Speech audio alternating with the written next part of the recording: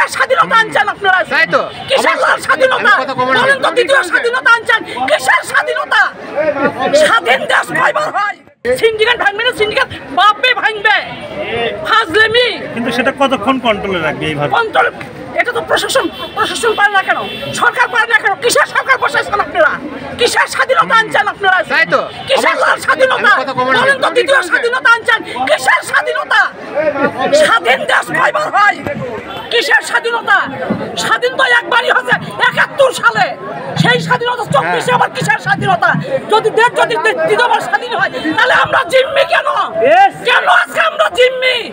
সবার কাছে কেন জিম্মি? আজ পুলিশ প্রশাসনও কেন জিম্মি? সেনা প্রধান কেন জিম্মি? রাষ্ট্রপ্রধান কেন জিম্মি? বন্যার সাধারণ নাগরিক কেন জিম্মি? কিসের কারণের জন্য?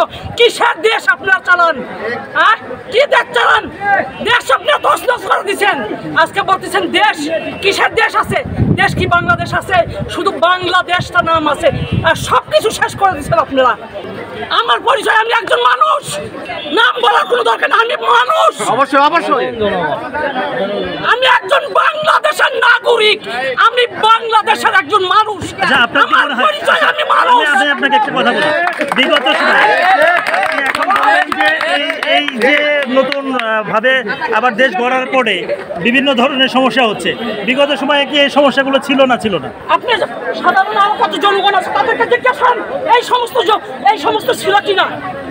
জিজ্ঞাসা করেন, সবাইকে জিজ্ঞাসা করেন, এক এক করে ইন্ডিভিজুয়ালি জিজ্ঞাসা করেন। এই তরমুজের দাম গতবার কত ছিল? কে বললো ছিল না? আপনি ইন্ডিভিজুয়ালি জিজ্ঞাসা করেন। 55 টাকা হইলো, তাহলে সমস্যা বাড়ছে না কমছে? এটাই হচ্ছে ফলনের উপরে।